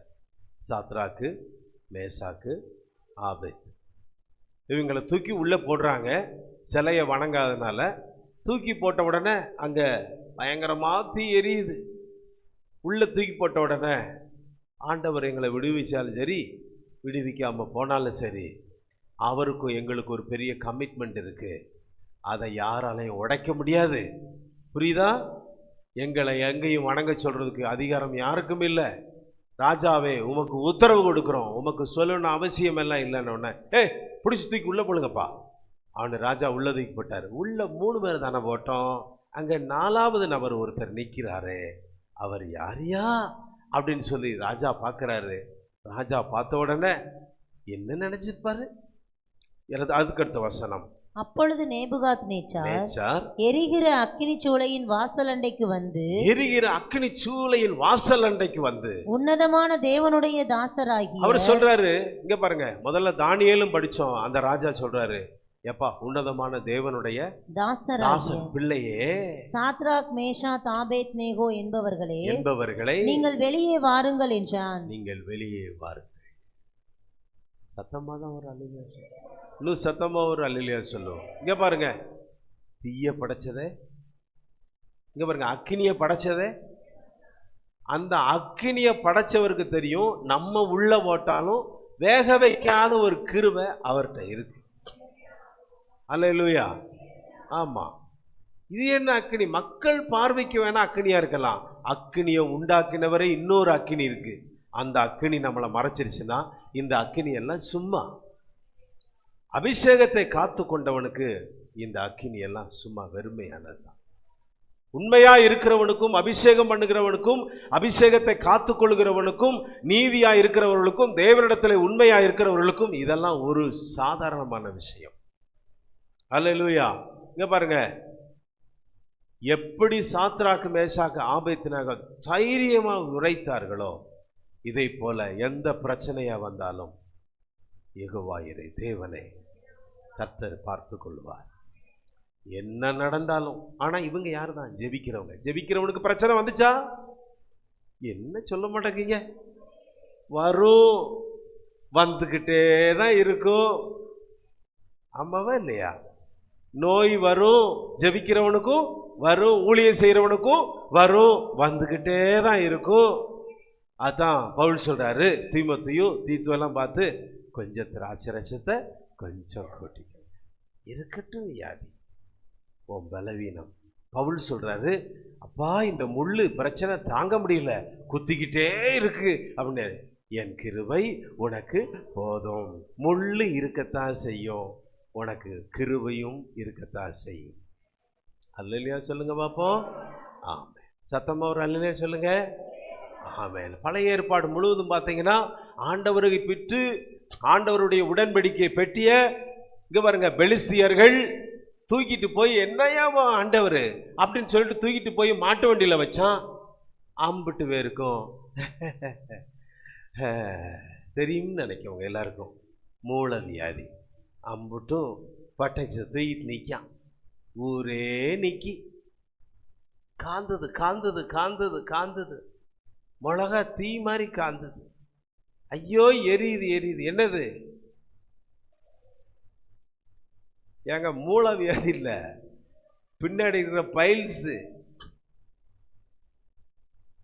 கர்த்தரை அநாகரிகமா அவன் தொழுது கொண்டான். அதனால என்ன வந்துருச்சு? மூல வியாதி. காந்தது காந்ததுங்க. அப்போ என்ன செய்யணும்? உடன்படிக்கை தூக்கி அவங்க வணங்குறவங்கள்ட்ட கொடுங்க, நம்மள்கிட்ட கொண்டு வந்து வச்சிருக்கேன்னு கொடுத்து விட்டான். அப்போத்தான் வியாதி ரொம்பமா கொஞ்சமா பலூனெல்லாம் குறையும். எல்லாம் கவனிங்க. கர்த்தரை உண்மையாய் தொழுது கொண்டு கர்த்தரை தெய்வமாய் கொண்டிருக்கிற பிள்ளைகள் கர்த்தரை பின்பற்றி ஃபாலோ பண்ணுறதில் சரியாக பண்ணணும். சத்தமாக சொல்லுங்க, இன்னும் சத்தமாக சொல்லுங்க. அப்போ சாத்ராக்கு மேசாவுக்கு ஜெபிக்கிறவர்கள் தான் பிரச்சனை வந்துச்சா, போராட்டம் வந்துச்சா? அது சாதாரணமாக இல்லை, அக்கினியில் தூக்கி போடு. இப்போ சேத்தூரில் இப்போ இந்த இடத்துல ஊழியம் நடக்குன்னு வச்சுக்கோங்க. கவர்மெண்ட்லேருந்து ஒரு ஆர்டர் வருது, எல்லாத்தையும் அரெஸ்ட் பண்ணப்பா, டைம் கொடுப்போம் 10, இப்போ 11:20 வச்சுக்கோங்க. 12 மணிக்குள்ளே இங்கே யாரெல்லாம் கர்த்தர்னு இருக்காங்களோ அவங்கள பிடிச்சி தீக்குள்ளே போட்டுருங்க, மற்றவங்களெல்லாம் விட்டுருங்கன்னா நைஸாக அந்த பாத்ரூம் போயிட்டு வரேன்னு ஒன்று ஒன்றா எலும்பு பாட்டியம்மா மாறலாம். சில பாட்டியம்மா மாதிரி என்ன செய்யும்? அவள்கிட்ட போய் குடியிருக்கிறதுக்கு நம்ம இங்கேயே நம்ம மாண்டுருவோம் அப்படின்னு சில பேர் யோசிப்பாங்க. நல்லா கவனிங்க. தேவனுக்காக வைராக்கியம் உள்ளவன் என்னை தீக்குள்ளே போட்டாலும் என் ஆண்டவர் என்னை காப்பாற்ற முடியும். அப்போ என்னன்னா, நல்லா கவனிங்க, எந்த பிரச்சனைக்கும் கவலை கொள்ளாதீங்க. எந்த ஒரு போராட்டத்துக்கும் எனக்கு ஏன் இப்படியெல்லாம் நடக்கு அப்படின்னு சொல்லி நீங்கள் போராட்டத்தின் மேலே போராட்டம் கொள்ளாதீங்க. இங்கே பாருங்க, ஜெயிக்கிற விசுவாசம் உள்ளவன், தேவன் என்னோடு இருக்கிற மனுஷன் அப்படின்னு நம்புறவன், அவன் கம்பீரமாக தான் நடந்து வருவான். சொல்லுங்க, எப்படி நடந்து வருவான்? கம்பீரமா. சாத்ராக்கு மேஷாக்கு எப்படி வந்தாங்க? மேலே வாங்கப்பா. ஏன் மேலே வாங்கப்பா? கைப்பிடிச்சு உன்னை தூக்குறேன்னு முடிஞ்சிச்சா? புரியலன்னு நினைக்கிறேன். ராஜாவே பரவாயில்லப்பா அப்படின்னு போக முடிஞ்சா? யாத்தடி வர முடியாது, நீங்களா வந்துருங்க, அப்படித்தானே? அப்போ நல்லா கவனிங்க, நம்மளை தைரியப்படுத்தி நம்மளை எவ்வளவு சூழ்நிலையும் நம்மளை மேலே தூக்கி கொண்டுகிறவர்கிற கர்த்தர் நம்ம ஆண்டவரையா விட்டுறாதீங்க. இந்த ஆண்டவரை என்ன செய்யாதீங்க சொல்லுங்க. இந்த ஆண்டவரை அந்த அம்மட்ட பக்கத்தில் பார்த்து சொல்லுங்க, இந்த ஆண்டவரை விட்டுறாதீங்க. எல்லாம் சாஞ்சி கிடக்கு. ஆமாம், எல்லாம் சாஞ்சி கிடக்கு. எல்லாம் பார்த்தா களமருந்து அடிச்சு விட்டுருக்காங்க, எல்லாம் மயங்கி கிடக்கு, எல்லாம் பின்னாடி. என்னத்தை சொல்லன்னு தெரியல, பாதி பேருக்கு மயக்க மருந்து. கம்பீர தோற்றத்தோடு வர்றாங்க. நீ ஒருத்தரை மட்டும் பார்த்துட்டு ஜெபம் பண்ணி முடிப்போம். 38ஆம் அதிகாரம், எரேமியா 38ஆம் அதிகாரம். சீக்கிரமா எரேமியா 38ஆம் அதிகாரம் 7லிருந்து 13 வரைக்கும் வாசிப்போம். எரேமியா 38ஆம் அதிகாரம் 7லிருந்து 13 வரைக்கும் வாசிப்போம். அவர்கள் எரேமியாவை துறவிலே போட்டதை ராஜாவின் அரண்மனையில் இருந்த எத்தியோப்பியனாகிய எபெத்மெலேக் என்னும் ஒரு பிரதானி கேள்விப்பட்டான். என்ன பேரு? எபெத்மெலேக். எல்லாரும் சொல்லுங்க, எபத்மெலேக் சொல்லுங்க. எபத்மெலேக். இந்த அந்நிய பாஷையெல்லாம் நான் சர்ச்சி கூட்டம் முடிஞ்ச உடனே நான் கொஞ்சம் பழகிக்கிறேன், அதுக்கு பிறகு பேசுகிறேன்றீங்க. எபத்மெலேக் சொல்லுங்க. எபத்மெலேக் அப்படின்னா என்ன அர்த்தம்? அப்படின்னா ராஜா, ஊழியக்காரன், சர்வன்ட் ஆஃப் த கிங் அப்படின்னு சொல்ல அர்த்தம். அப்போ ராஜா அப்படின்னு அர்த்தம். இந்த எபத்மெலேக் அப்படின்னா ஒரு எபிரேய அர்த்தம் ராஜா. இப்போ பாருங்க, ஆண்டவர் எந்த மனுஷனையும் எப்படி இருக்கிற ஆளையும் கர்த்தர் தூக்கி விடுவார் என்பதை மறந்து போகக்கூடாது. இங்க பாருங்க, எரேமியா நல்ல இஸ்ரவேல் ஜனங்களுக்கு நல்ல தீர்க்க தரிசனம் சொன்னார். ஆண்டவர் சொன்னதைத்தான், அவர் உண்மையைத்தான் சொன்னார். ஆனா ஜனங்களும் ராஜாக்களும் அவர் என்ன செஞ்சாங்க? பகைச்சிட்டு அவரை தூக்கி எதுக்குள்ள போட்டாங்க? கிணத்துக்குள்ள போட்டாங்க. அங்க பாருங்க, ஒரு தீர்க்கதரிசி எதுக்குள்ள தூக்கி போட்டாங்க? கிணத்துக்குள்ள. எந்த தீர்க்கதரிசி? சத்தமா சொல்லுங்க. எரேமியா தீர்க்கதரிசியை தூக்கி போட்டாங்க. வாசிங்க. ராஜாவோ பென்யமீன் வாசலிலே உட்கார்ந்திருந்தான். அப்பொழுது எபெத்மெலேக் ராஜாவின் அரண்மனையிலிருந்து புறப்பட்டு போய் ராஜாவை நோக்கி, ராஜாவாகிய என் ஆண்டவனே, இந்த புருஷர் எரேமியா தீர்க்கதரிசியை துறவிலே போட்டு செய்தது எல்லாம் தகாத செய்கையாய் இருக்கிறது. எனவே இருக்கிற இடத்திலே பட்டினியினால் சாவானே. இங்க பாருங்க, ஊழியம் செஞ்ச மனுஷன், கர்த்தர் இவரோடு பேசின மனுஷங்க. இவரும் யாரும் பேசிக்கிட்டு இருப்பாங்க? கொஞ்சம் சத்தமா தான் சொல்லுங்க. அம்மா சுவர்புறமா இருந்து கவனிக்கிற என் அன்பு மகளே, இங்க கொஞ்சம் கவனிங்க மகளே, இங்கேயும் கொஞ்சம் கவனிங்க. இங்க பாருங்க, தேவனோடு பேசுகிற மனுஷன், தேவன் சொல்லுகிறதெல்லாம் ஜனங்களுக்கு சொல்றது, ராஜாவையும் எச்சரிக்கிற மனுஷன். அவரை தூக்கி இப்போ எதில் போட்டாங்க? இங்க பாருங்க, இப்படி ஆளுகளுக்கெல்லாம் பிரச்சனை வருமா? ஏன் நல்லா பைபிளை தூக்கி போறாங்க சர்ச்சில், ஏன் நல்லா ஜெபம் பண்றாங்க, அடி மேல அடி. அப்பா, ஆடி காத்து அடிக்கும் போது என்ன சொல்லுவாங்க? என்ன ஒன்றும் சொல்ல மாட்டேங்க. ஆடி காத்துல அம்மி கூட என்ன செய்யுமா? நமக்கு ஆடியெல்லாம் வருதா? ஆடி இருக்கா இல்லையா? வருது, வந்துக்கிட்டே இன்னியும் இருக்கு. நாங்கள் ஆடி தள்ளுபடிக்கெல்லாம் போக வேண்டியது இருக்கு. தள்ளுபடி ஆகி வீட்டுக்காரனை தள்ளிக்கிட்டே போய் எப்படியாவது அவங்க ஒன்று வாங்க வச்சாதான் இந்த அம்மி என்ன செய்யும்? அம்மி நகழ்த்தாலும் இவன் நகல மாட்டக்கான ஐயா. ஆடி வந்தாலே பொண்களுக்கெல்லாம் சேலையாதான் தெரியும். இங்க வாங்க, இங்க வாங்க, இங்க வாங்க. எந்த ராஜாவும் எந்த கடைக்கு போனாலும் சரி, எங்க வாங்க, எங்க நல்ல சேலையா போட்டிருக்காங்க. இதுக்கு எந்த ஆடி வந்தாலும் இந்த ஆடிதான் அடங்கும். அப்ப பாருங்க, இந்த மனுஷன் தேவனோடு இருக்கிற மனுஷன், தேவனோடு பேசுகிற மனுஷன், தேவனுடைய வார்த்தையை சொன்ன மனுஷன், அவரவே தூக்கி என்ன செஞ்சிட்டாங்க? இப்ப நீங்க யோசிக்கணும், ஏன் இந்த வார்த்தையெல்லாம் இன்னைக்கு ஆவியானவர் நம்மளோடு பேசுறாருன்னு. எப்பா, அடுத்தவங்களை பார்க்கும்போது இழிவா பேசாத. அடுத்தவங்களை நீ பார்த்துருக்கும் போது ஒரு பரிசுத்தவனா பாரு. அடுத்தவங்களை நீ யோசிக்கும் போது குறை குற்றம் சொல்லாத. அடுத்தவங்களோட நீ இருக்கும் பொழுது, ஒரு சபைக்குள்ள ஒரு ஊழியக்காரன், நம்ம எல்லாரும் ஒன்று போல இருக்கிறோம். யாரையும் வித்தியாசம் பார்க்காதீங்க. கருங்க, அவங்களோட கர்த்தர் இருக்கிறாரு, நம்மளோடையும் கர்த்தர் இருக்கணும் அப்படின்னு நினைக்கணும். அல்லேலூயா. இப்படிப்பட்ட மனுஷனை தூக்கி உள்ள போட்டாங்க. இந்த மனுஷன் பட்டினியா கிடக்கிறார். ஒருவேளை நீங்க நினைக்கலாம், ஆண்டவர் கைவிட்டாரு எரேமியாவை. அவர் என்ன பாவம் செஞ்சாரோ? அவரு சொல்லுங்கக்கா, அவரு ஊர் சொல்லுது, ராஜா சொல்லுது, மற்றவெல்லாம் சொல்றான், கேள்விப்பட. அவன் என்ன பாவம்?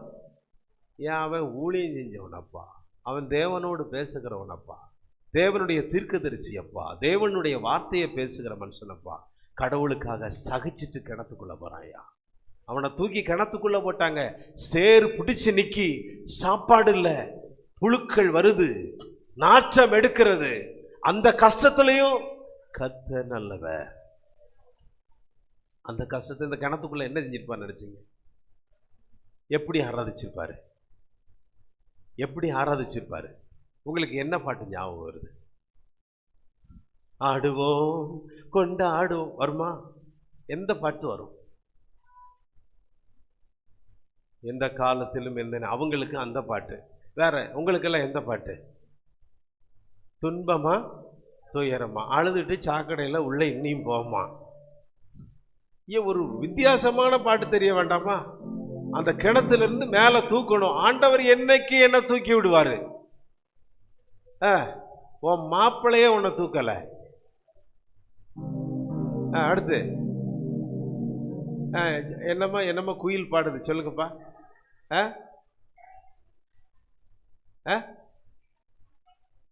உண்மை நம்பு நானு பாக்கியவான். சேத்துல இருக்கும்போது அது எப்படியா வரும்? எங்க அது பாலடைந்த குழி.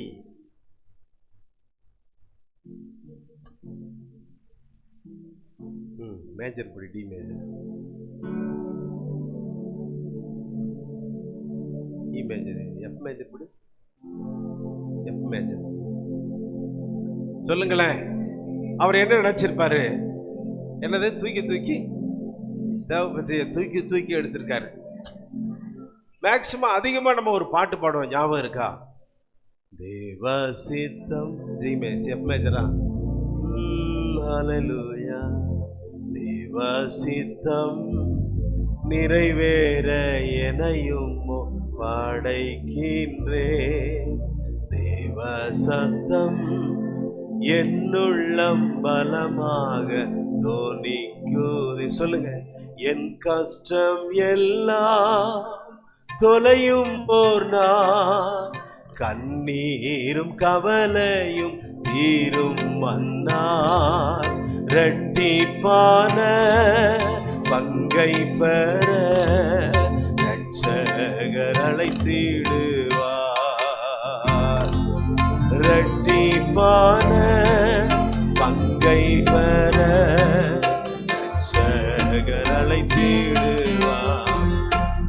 தேவசித்தம் நிறைவேற எனையும் பாடைக்கின்றேன். என்னுள்ளம் பலமாக தோணிக்கும். சொல்லுவோம். முற்களுக்குள் மலர்கின்றதோ மக்களை கவரும் நீ புஷ்பம் போல், என்னையுமே தம் சாயலால் நித்தமும் உருவாக்கிடும். ஹல்லேலூயா. சத்தமா சொல்லுங்க. ஹல்லேலூயா. அங்கிருந்து உள்ள இருந்து என்னை சந்திக்க ஆண்டவர் வருவார், என்னை கை பிடிச்சு தூக்குவார். அது வரைக்கும் அந்த நாட்டத்திலையும் அவர் குடும்பத்தை வெறுத்து, கடவுளுக்காக ஊழியம் செஞ்சனே, எனக்கு ஏன் இந்த பாடு, வசனத்தை படிச்சனே, அவர் என்கிட்ட பேசிக்கிட்டு இருந்தாரே, இப்ப பேசலையே, நான் அவர் சொன்னதைத்தானே சொன்னேன், நான் நீதியாத்தானே வாழ்ந்தேன், உண்மையாத்தானே இருந்தேன், வேற எதுக்கு என்ன குழியில தூக்கி போட்டாங்கன்னு அவர்கிட்ட ஒரு சின்ன ஒரு வீக்னஸ் கூட, ஒரு நான் ஃபெய்த் கூட அவர்கிட்ட வந்ததே கிடையாது. நீதிமான், பரிசுத்தவான், நீதி உள்ளவன், பரிசுத்தவான்கள் எப்பொழுதும் தேவனை தரிசித்துக் கொண்டுதான் இருப்பார்கள். அவங்கள்ட்ட என்ன வந்தாலும் அவங்க பின்மாற்றம் அடையவே மாட்டாங்க. அவங்கள குழிக்குள்ள போட போட அவங்களுக்கு தெரியும், கர்த்தருடைய கை மேல இருந்து வரும், தூக்கும்னு சொல்லி நீதிமான் உணர்ந்திருப்பான். அவன் இருதயத்துல எப்பொழுதும் கர்த்தர் இருக்கிறார். பேசலனா என்ன, அவருடைய வார்த்தை வரலனா என்ன, நீதிமான் அமைதலா இருக்கிறார். அமைதலா இருக்கிறார். துன்பத்தில் இப்ப ஆண்டவர் பார்த்தாரு, என் பிள்ளைக்கு கஷ்டம் போதும், என் ஊழியக்காரனுக்கு கஷ்டம் போதும், இப்ப என்ன செய்யறேன், தூக்கி விடுறதுக்கு யார் அனுப்புறாருன்னா எபத் மெலேக். சொல்லுங்க. அப்படின்னா ராஜான்னு அர்த்தம். இந்த சாயல் நீதியின் கிறிஸ்துவின் சாயல். அல்லேலூயா. இப்ப அவரை துணியை கட்டி தூக்குறாங்க. இங்க பாருங்க, கயிறை கட்டி என்ன செய்யறாங்க, 50 பேரும் தூக்குறாங்க. ஃப்ரெஷ்ஷா மேல வராருன்னு நினைக்கிறீங்க. அவர் மேல நீங்க அதெல்லாம் படிச்சு பார்த்தீங்கன்னா கண்டிப்பா இங்க பாருங்க, அந்த சாக்கடையில இருந்து இருக்கிற புழு கிழு மேல எல்லாம் அவரை சேரும் கீருமா அந்த தண்ணிக்குள்ளேயே இருந்து, அந்த சேற்றுக்குள்ளேயே கிடந்து, அதுக்குள்ளேயே இருந்து அவர் பட்ட கஷ்டத்திலையும் தேவனை உள்ளத்துல ஆராதிச்சு மகிமைப்படுத்தி அவரை மேல தூக்கி விடுற வரைக்கும் கர்த்தரை மகிமைப்படுத்தி கொண்டிருந்தார். நம்மெல்லாம் ஈஸியா தூசிச்சுட்டு போங்கப்பா, உங்களுக்காக நான் பைபிளை தூக்கிட்டு வந்தேன், என் குடும்பத்தை வெறுத்துட்டு வந்தேன், நான் இப்படியெல்லாம் வெறுத்துட்டு எல்லாத்தையும் வித்துட்டு ஊழியத்துக்கு வந்தேன், எனக்கு ஏன் இந்த நிலைமை? ஒன்று சொல்றேன், கவனிச்சுக்கோங்க. ஒன்று சொல்றேன், யோபு சொல்றாரு, கண்டிப்பா என் சொந்த கண்ணு இந்த கண்ணை உண்டாக்கின தேவன் அதே கால் இந்த பூமியில வந்து நிற்கும். ஒரு நாள் இந்த உலகத்திலிருந்து நம்மளை கர்த்தர் பெரிய கை கொண்டு மீட்டெடுத்து மேலே போகும் என்பதை மறந்து போகல என்பதை ஞாபகப்படுத்துகிறார். அல்லேலூயா சொல்லுங்க, சத்தமா சொல்லுங்க. ஹalleluya.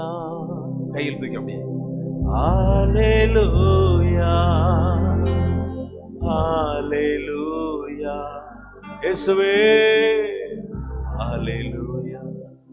என் கஷ்டமெல்லாம் தொலையும் ஒரு நாள், சொல்லுங்க, என் பிரச்சனை எல்லாம் மாறும் ஒரு நாள், கண்ணீரும் கவலையும் தீரும் ஒரு நாள், இரட்டிப்பான பங்கை பெற இரட்சகர் அழைத்தீடு.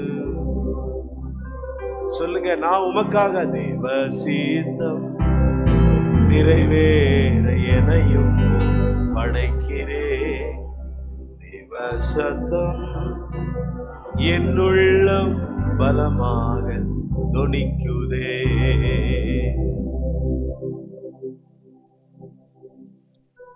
தூக்கி விடுதல். கர்த்தர் மாத்திரம் நம்மளை நினைக்கலனா ஒரு மனுஷன் தூக்க முடியாது. உன் ஊழியத்தைனாலும் சரி, உன் குடும்பத்தையும் சரி, உன் பிள்ளையும் சரி, உன் தொழிலையும் சரி, நீ எந்த வியாதியில, கடன் காரியங்கள்ல, எந்த இதுல நீ மீள முடியாம இருக்கிறையோ, உன் பிரச்சனை எதுவோ, நீ தேவனுக்கு செய்ய வேண்டியதை மாத்திரம் கரெக்டா செய்யற அப்படிங்கிறத கர்த்தர் உன்னை அளவிட்டு வச்சிருக்கிறார். உன்னை யாராலையும் அழிக்க முடியாது. கர்த்தர் தூக்க வேண்டிய நேரம் வரும் பொழுது தூக்குவார். சொல்லுங்க, என்னை தூக்கி நிறுத்தும். எல்லாரும் சொல்லுங்க, என்னை தூக்கி நிறுத்தும். என்னை தூக்கி நிறுத்துவீங்கப்பா. என் வாழ்க்கையை தூக்கி நிறுத்துவீங்க. உங்களை போல தூக்கி நிப்பாட்ட வேற யாரும் இல்லப்பா. எங்களுக்கு வேற யாரும் இல்லை. 1000 மனிதர்கள் 1000 பேசினாலும் என் ஆண்டவர் என்ன வாழ்க்கையில என்னென்னலாம் அனுமதிச்சிருக்கீங்களோ இருக்கட்டும், நடக்கட்டும். அது நன்மைக்கு ஏதுவான ஒரு வாழ்க்கையாயிருக்கட்டும். சத்தமா சொல்லுங்க. ஒரு வார்த்தை. புலம்பல் 3ஆம் அதிகாரம் 52, 57 வாசி. புலம்பல் 3ஆம் அதிகாரம் 52 57 வரைக்கும் வாசித்து நம்ம முடிப்போம்.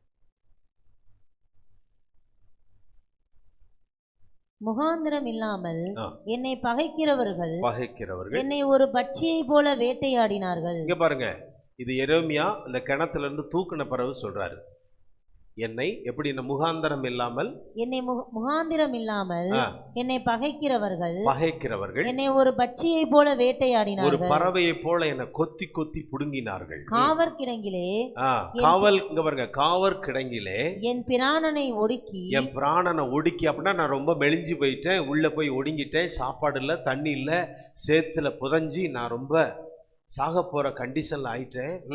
என் மீதில் கல்லை எறிந்தார்கள். என் மீது மேல இருந்து என்ன செஞ்சாங்களாம்? கல்லை எறிந்தார்கள். தண்ணீர் என் தலையின் மேல் புரண்டது. இங்க பாருங்க, அப்படின்னா என்ன அர்த்தம்? தண்ணீர் என் தலையின் மேல் புரண்டது. புரிஞ்சிச்சா உங்களுக்கு? நான் எப்படி சொல்லுங்க சிஸ்டர்? இது வரைக்கும் தண்ணி வந்துருச்சு, மேலையும் சுட்டு சுட்டா உழுது, சாக்கடை உழுது. எப்படியா இருந்திருப்பார் யோசித்து பாருங்க.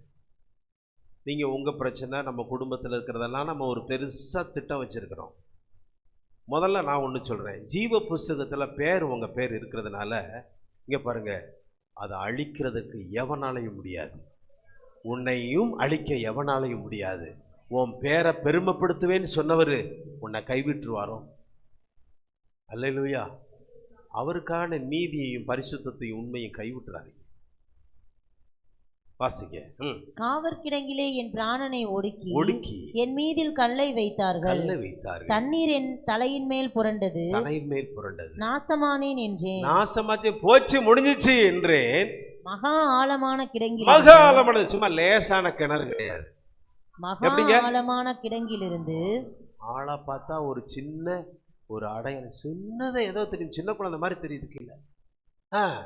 கர்த்தாவே, உம்முடைய நாமத்தை பற்றி கூப்பிட்டேன். நாமத்தை பற்றி கூப்பிட்டேன். இங்க பாருங்க, கிணத்துக்குள்ள இருந்து யாரை கூப்பிட்டாரா? கர்த்தாவுடைய நாமத்தை சொல்லி கூப்பிட்டேன். என் சத்தத்தை கேட்டி, சத்தத்தை கேட்டி, என் பெருமூச்சுக்கும் என் கூப்பிடுதலுக்கும், ஐயோ என் பெருமூச்சுக்கும் என் கூப்பிடுதலுக்கும் உமது செவியை அடைத்துக் கொள்ளாதேயும், அடைத்துக் கொள்ளாதையும். நான் உம்மை நோக்கி கூப்பிட்ட நாளிலே நீர் அணுகி பயப்படாதே என்றீர். பயப்படாதே. இங்க பாருங்க, எல்லாரும் ஆண்டவர் உங்களை பார்த்து சொல்றாரு. சொல்லுங்க, நீங்க அவரை கூப்பிட்டீங்கன்னா அவர் அங்கிருந்து ஒரு சத்தம் போடுவார். என்ன சொல்லுவாரு? Fear not. சொல்லுங்க மகளே, பக்கத்துல பார்த்து சொல்லுங்க, நீங்க பயப்படாதீங்க சிஸ்டர், நீங்க பயப்படாதீங்க பிரதர். ஆமா, ஏன் பக்கத்துல ஆள் இல்லைன்னா சேரையாவது பார்த்து சொல்லுங்க. ஒத்த ஆளு திரும்பட்டுமே, ஒத்த ஆளு. இவள்கிட்ட போய் சொல்லவா? விளங்காதவள்கிட்ட. இவன்கிட்ட இவன் சும்மாவே பேச மாட்டான், இவன் வேற எங்கட உட்காந்துருக்கு. சொல்லுங்க, நீங்க பயப்படாதீங்க மகளே, நீ பயப்படாத. என்ன இந்த வசனத்தை சொல்லுங்க, நான் சொன்னதை சொல்லாதீங்க. நான் உம்மை நோக்கி கூப்பிட்ட நாட்களில் நீர் அணுகி பயப்படாதே என்று. சத்தமா சொல்லுங்க, மகளே மகனே பயப்படாது. ஆமென்.